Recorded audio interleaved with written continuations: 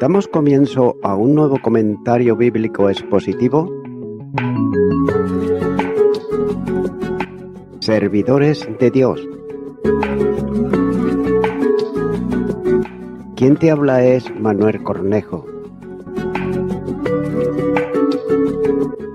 En esta ocasión estaré compartiendo sobre el libro de Job, capítulo 4 y versículo 13, donde dice: en imaginaciones de visiones nocturnas, cuando el sueño cae sobre los hombres. Es decir, en medio de mis pensamientos o a causa de mis pensamientos, ya que muchas veces los pensamientos pueden ser desconcertantes. Note que la palabra significa propiamente una rama, y de ahí un pensamiento como por ejemplo, en el primer libro de Reyes capítulo 18 y versículo 21, donde dice: y acercándose Elías a todo el pueblo, dijo: ¿hasta cuándo claudicaréis vosotros entre dos pensamientos? Si Jehová es Dios, seguidle, y si es Baal, id en pos de él. Y el pueblo no respondió palabra.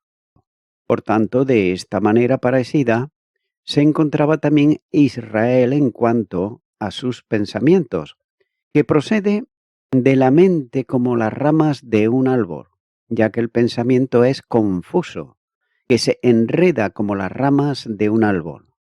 Estos pensamientos fueron la ocasión del siguiente temor, ya que le dice de las visiones de la noche, y esto puede pertenecer a los últimos pensamientos mencionados o al miedo que sigue, ya que ambos surgieron de las visiones de la noche, es decir, de la gran importancia y lo terrible de tales visiones, de las cuales probablemente había tenido experiencia anterior y ahora esperaba otra de ellas, que Dios había suscitado y obrado en él para prepararle de una manera mejor para la recepción de la misma.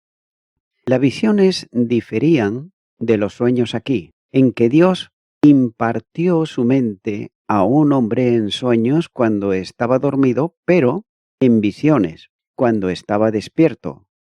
Y note que estas visiones a veces se sucedían de día, como por ejemplo, en el Evangelio de Lucas capítulo 1 y versículo 22 nos dice: pero cuando salió no le podía hablar y comprendieron que había visto visión en el santuario. Él le hablaba por señas y permaneció mudo.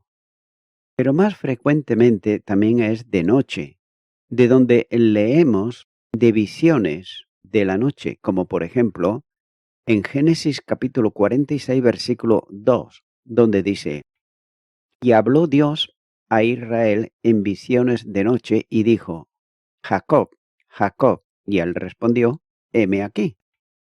Y nótese que esto era así, por tanto, lo hacía más terrible. También se puede observar que cuando el sueño profundo cae sobre los hombres, en la oscuridad de la noche, cuando los hombres generalmente están en un sueño profundo, aunque Elifaz no estaba ahora dormido, como se desprende de la naturaleza de una visión y de las siguientes palabras que vienen a continuación. Continúo ahora con el versículo 14, donde dice: me sobrevino un espanto y un temblor que estremeció todos mis huesos.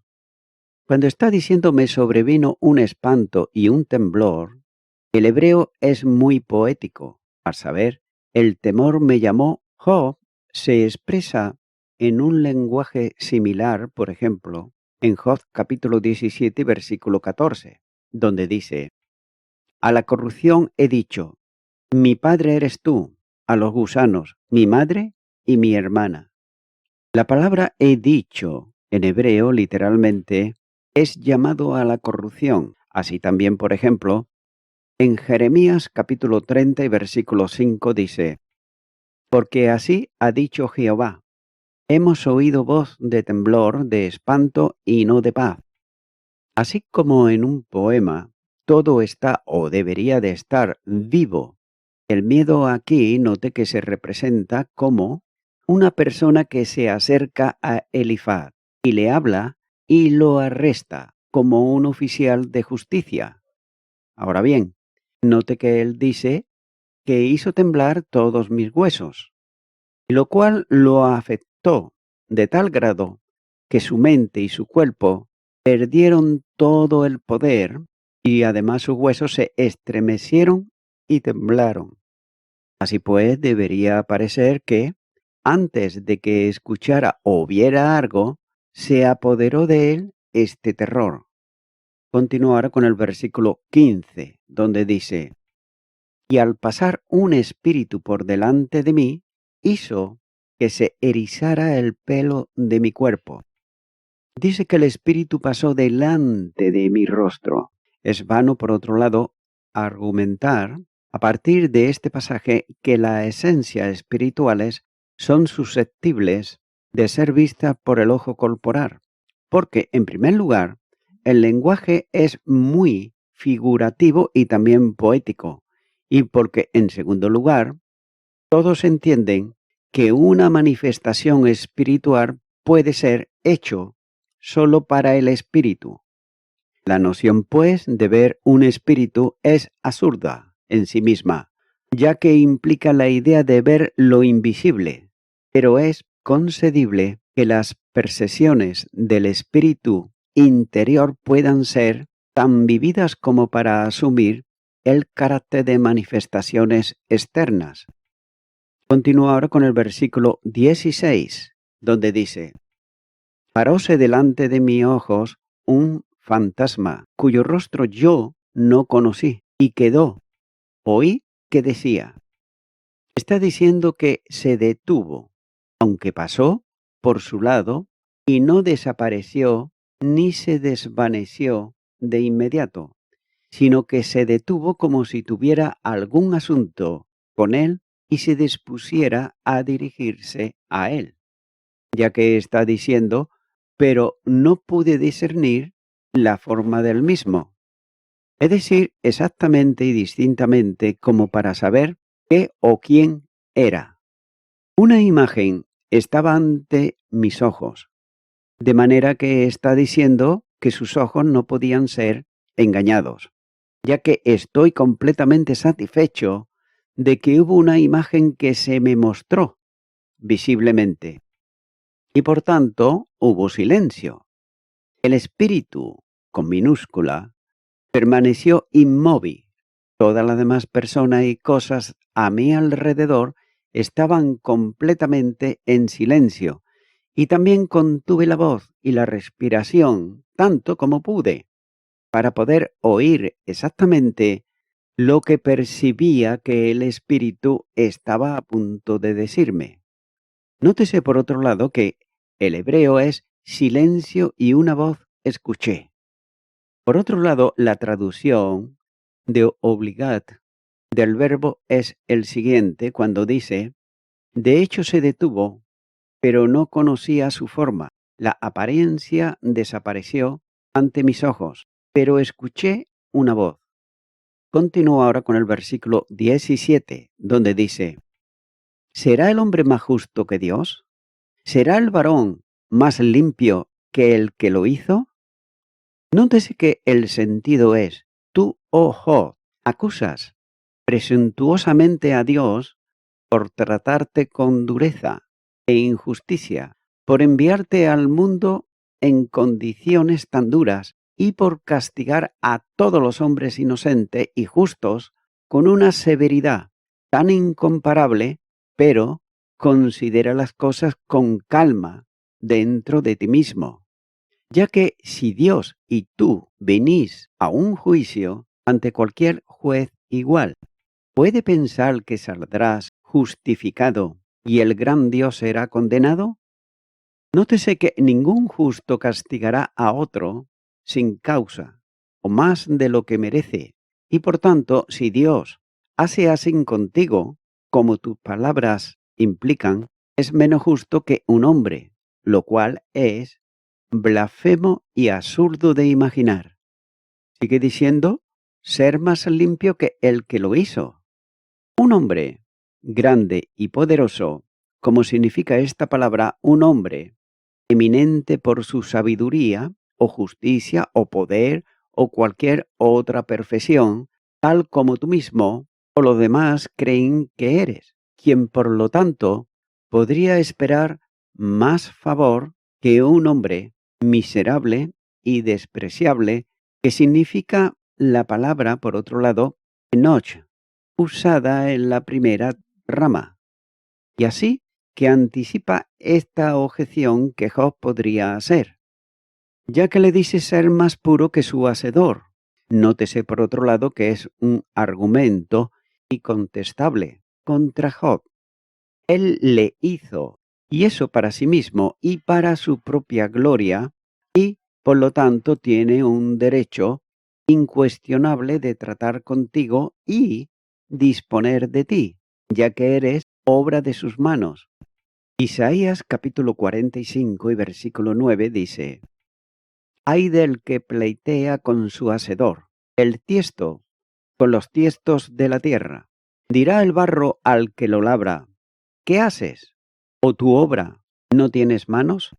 Note que además hizo al hombre justo y puro. Si algún hombre tiene algo de justicia o pureza en él, se deriva precisamente de Dios, la fuente indudable y también única de ella, y por lo tanto necesariamente debe de estar en Dios en un grado mucho más eminente. Continuar con el versículo 18, donde dice: He aquí, en sus siervos no confía, y notó necedad en sus ángeles.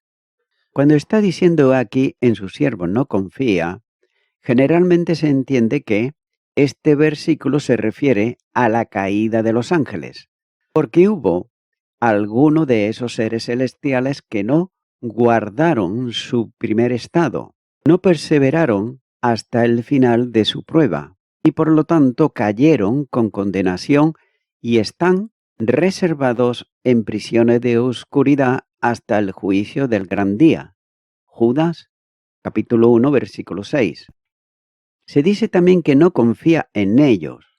Sabía que nada podía ser absolutamente inmutable excepto él mismo, y que ningún ser inteligente podría sustituir en un estado de pureza, al menos que dependan continuamente de sí mismos y obtengan suministros constantes de gracia, poder y luz de aquel que le dio su ser.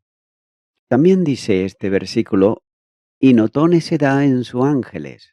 Note que no acusa como muchos citan el pasaje, ya que acusó de locura a los que no mantuvieron su primer estado. No parece que esté cargando de la misma manera a los demás que continúan ellos firmes. Por otro lado, las diversas traducciones de este versículo, tanto antiguas como modernas, son diferentes entre sí. Por ejemplo, cuando está diciendo en sus ángeles halló perversidad, es de la Vulgata, y la Septuaginta es casi la misma, cuando dice él pone luz en sus ángeles. Y la Biblia en francés, incluso aquellas inteligencias puras, tienen necesidad continua de ser irradiadas por el Todopoderoso. También por otro lado, el siríaco señala y dice y puso asombro en sus ángeles. Y el hebreo es irradiación, de irradiar, brillar. Así pues, en este lugar podemos considerar ángeles como mensajeros celestiales o terrenales o ángeles del Señor, y la gloria, influencia y honor de su oficio puesto en ellos por el Altísimo. Nótese que son como planetas que brillan con una luz prestada. No tienen nada más que lo que han recibido. Poverdale traduce esto y dice que todo el versículo así, cuando dice: He aquí que ha hallado infidelidad entre sus propios siervos, y se enorgullece de la desobediencia entre sus ángeles. El sentido está entre todos estos intérpretes, y si se refiere a los ángeles caídos, el pasaje es bastante claro. Continuar con el versículo 19. donde dice, cuánto más en los que habitan en casas de barro, cuyos cimientos están en el polvo y que serán quebrantados por la polilla. Dice que cuanto más, es decir, comprended en ellos y confiad, etc., ya que todo esto son las causas de la necedad. Cualquiera de estos complementos es natural y también fácil, ya que se extrajo del verso anterior y es necesario para completar el sentido. Y el sentido es, qué extraña presunción es entonces que un hombre insensato y mortal pretenda un privilegio más alto que el de los ángeles, para hacerse más justo que Dios, o para exaltarse a sí mismo por encima o en contra de Dios, como lo haces tú, Job. Es decir, sobre los hombres, como sigue que aunque tienen espíritus inmortales, pero esos espíritus moran en cuerpos mortales, que son grandes evidenciamientos, estorbos y lazos para ellos, y que aquí se llaman casas. Y lo dice porque son el receptáculo del alma, y los lugares de su morada establece y continúa, es decir, casa de barro y casa de tierra. El apóstol Pablo señala en su segunda carta a los Corintios, capítulo 5 y versículo 1, dice, porque sabemos que si nuestra morada terrestre, este tabernáculo, se deshiciere, tenemos de Dios un edificio, una casa, no hecha de manos, eterna en los cielos. Y todo ello es porque es parte, ya que el hombre está hecho de arcilla o tierra, como señala Génesis capítulo 2 y versículo 7. Y la primera carta a los Corintios, capítulo 15 y versículo 47 dice, el primer hombre es de la tierra, terrenal. El segundo hombre, que es el Señor, es del cielo. Así pues, en parte para notar su gran fragilidad en cuanto al hombre y también mutabilidad, mientras que los ángeles son espíritus libres, no confinados a tales cadáveres, y moran además en mansiones celestiales, gloriosas y eternas.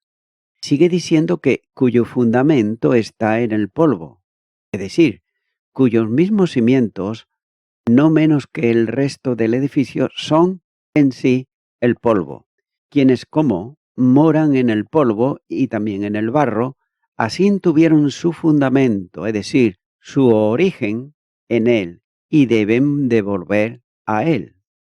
Eclesiastés capítulo 12 y versículo 7 dice, y el polvo vuelve a la tierra, como era, y el espíritu vuelve a Dios, que lo dio. Y en cuanto a sus cuerpos, se acuestan y duermen en él. Daniel capítulo 12 y versículo 2 dice, y muchos de los que duermen en el polvo de la tierra serán despertados, unos para vida eterna y otros para vergüenza y confusión perpetua, como en su largo hogar también. Eclesiastés capítulo 12 y versículo 5 dice, cuando también temerán de los que es alto, y habrá terrores en el camino, y florecerá el almendro, y la langosta será una carga, y se perderá el apetito, porque el hombre va a su morada eterna, y los endechadores andarán alrededor por las calles. También sigue diciendo que son aplastados. En hebreo significa los aplastan, es decir, son o serán aplastados. El verbo activo usado impersonalmente, como lo es también, por ejemplo, en Job capítulo 24, versículo 20, donde dice, lo olvidará el seno materno, de ellos sentirán los gusanos dulzura, nunca más habrá de ellos memoria, y como un árbol, los impíos serán quebrantados.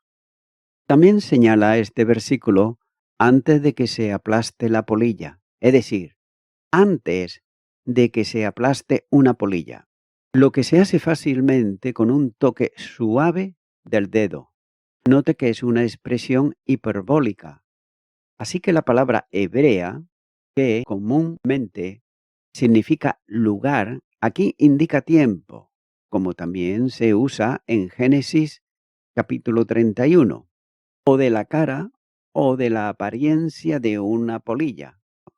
Nótese que ninguna criatura es tan débil y despreciable que una vez u otra no puede tener el cuerpo de hombre en su poder, como los gusanos, pero lo ejemplifica en una polilla antes que un gusano, porque es el más débil de los dos y porque concuerda mejor con la semejanza de una casa, en la cual las polillas comúnmente son más frecuentes y poderosas y dañinas que los gusanos.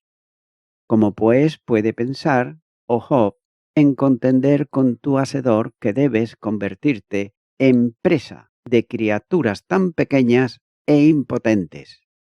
Continuar con el versículo 20, donde dice, de la mañana a la tarde son destruidos y se pierden para siempre sin haber quien repare en ello. Dice que son destruidos de la mañana a la noche. Por otro lado, Margain señala y dice que son golpeados en pedazos. Y esto está más cerca del hebreo, ya que la frase de mañana a la tarde significa entre la mañana y la tarde, es decir, apenas viven un día. Isaías capítulo 38 y versículo 12 dice, mi morada ha sido movida y traspasada de mí, como tienda de pastor, como tejedor corté mi vida, me cortará con la enfermedad, me consumirás entre el día y la noche. Así pues, la idea no es la continuación de la obra de destrucción desde la mañana hasta la noche, pero la vida de ese hombre es extremadamente corta, tan corta que apenas parece vivir de la mañana a la noche. Y note qué hermosa expresión y qué verdad, qué poco calificado está un ser así para juzgar las acciones del Altísimo. Sigue diciendo que perecen para siempre, es decir, sin ser restaurado a la vida, fallecen y nunca más se vuelven a ver nada de ellos, también sin tener en cuenta, es decir, sin que se note. Y qué sorprendentemente cierto es esto, ¿verdad? ¿Qué círculo tan estrecho se ve afectado por la muerte de un hombre y cuán pronto incluso ese círculo deja de verse afectado? Note que algunos familiares y amigos lo sienten y además lo lloran por la pérdida, pero la masa de los hombres no se preocupan. Es como tomar un grano de la arena de la orilla del mar o una gota de agua del océano. De hecho, hay uno menos, pero el lugar pronto se abastece y el océano rueda sobre sus tumultuosas olas como si no se hubiese llevado ninguna. Y precisamente lo mismo ocurre con la vida humana. Los asuntos de la gente continuarán. El mundo estará tan ocupado y además activo e irreflexivo como si no hubiéramos estado. Y pronto, cuán dolorosamente pronto, para el orgullo humano, nuestros hombres serán olvidados. Y cuando decimos hombres, también mujeres. El círculo de amigos dejará de llorar y luego dejará también de recordar. El último monumento conmemorativo que vivimos desaparecerá. La casa que construimos, la cama en la que dormimos, la sala de conteo que ocupamos, también los monumentos que levantamos, los libros que hicimos, las piedras que ordenamos que son colocadas sobre nuestra tumba, todo, absolutamente todo, desaparecerá. Y en el último recuerdo que hemos vivido se habrá desvanecido. Nótese, qué vanidoso es el hombre, qué vano es el orgullo, qué tonta es la ambición y qué importante es el anuncio de que hay otro mundo donde podemos vivir para siempre. Continúa ahora con el versículo 21, donde dice: su hermosura no se pierde con ellos mismos y mueren sin haber adquirido sabiduría.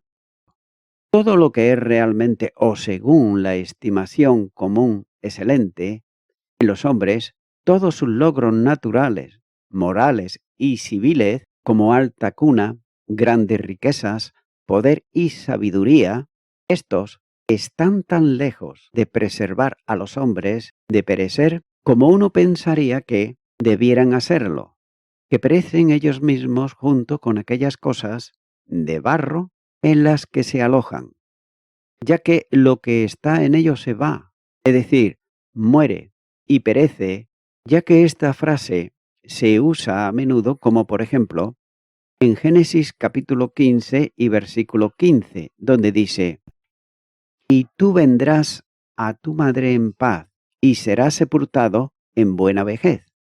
Y el Salmo 58 versículo 9 dice: antes de que vuestras ollas sientan la llama de los espinos, así vivos, así airados, lo arrebatará él con tempestad.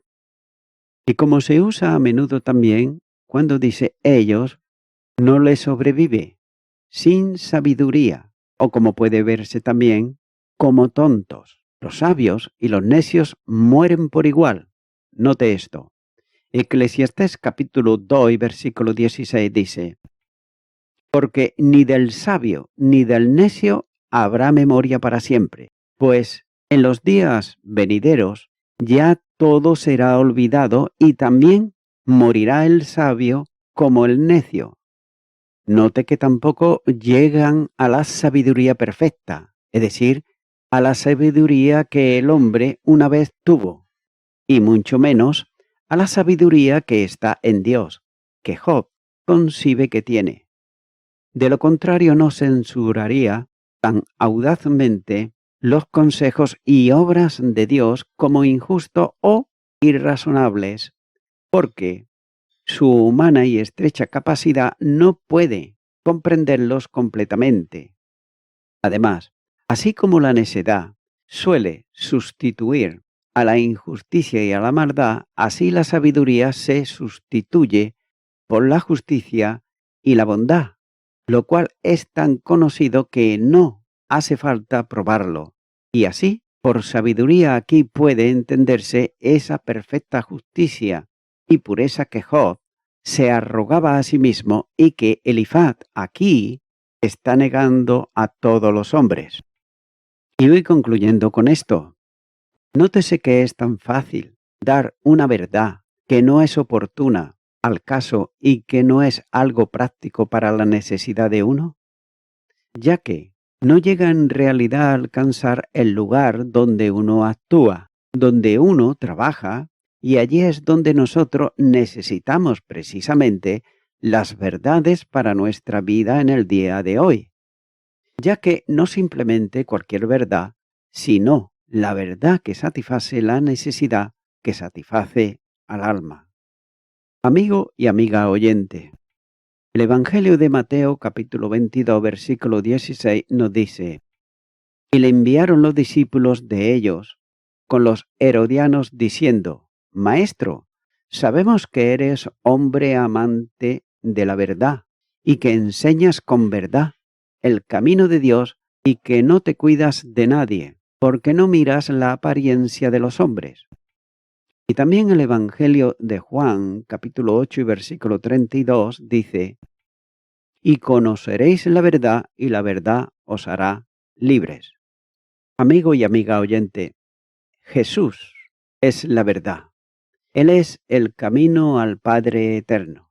Si le conoces a Él, como dice la palabra, y conoceréis la verdad, es decir, a Jesús, y la verdad os hará libres, es decir, Jesús te hará libre. Te hará libre de los vicios, de las confusiones, de la ignorancia espiritual, y además podrás salvarte dotándote de todo aquello que tú necesitas para vivir la vida que a Dios le agrada. Es por eso que, mi amigo, mi amiga oyente, tú necesitas desesperadamente a Jesucristo en tu corazón, igual que lo necesitaba yo también en un tiempo y lo necesita toda persona que aún no le tiene. Se puede hablar de Jesús, pero de nada sirve si no se tiene en nuestro corazón, en nuestra vida. Es por ello que mi amigo, mi amiga oyente, si nunca le has invitado a que venga a tu corazón, a que venga a tu vida, pues ahora tienes la oportunidad. Estaré haciendo una oración. Puedes acompañarme si tú crees realmente que Jesucristo dio su vida. Si tú crees que realmente Jesucristo dio su vida por ti en la cruz del Calvario, que resucitó de entre los muertos y que además Él quiere reconciliarte con Dios. Ora conmigo esta oración que voy a hacer y di: Señor Jesús, tu palabra dice que conoceré la verdad y la verdad me hará libre. Tú eres la verdad. Tú eres el camino al Padre eterno. Creo que tú lo eres. Creo que tú dites tu vida por mí en la cruz del Calvario. Y ahora yo me arrepiento de todos mis pecados, te recibo como mi Salvador. En tu nombre. Amén.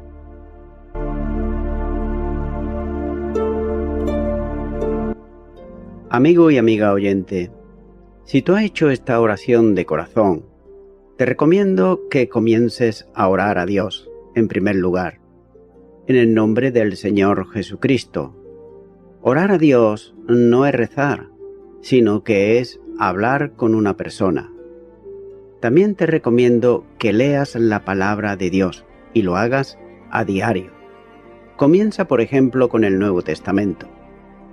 Y también, por último, te recomiendo que para que puedas crecer espiritualmente, te congregues en una iglesia cristiano-evangélica, donde se predique, se enseñe y se practique la sana doctrina y la palabra de Dios. Congrégate ahí y con el tiempo podrás crecer espiritualmente y también servir al Señor Jesucristo. Que Dios te bendiga. Y a toda la audiencia, nuevamente ya me estoy despidiendo de todos ustedes y será hasta el próximo programa. Que Dios os bendiga a todos.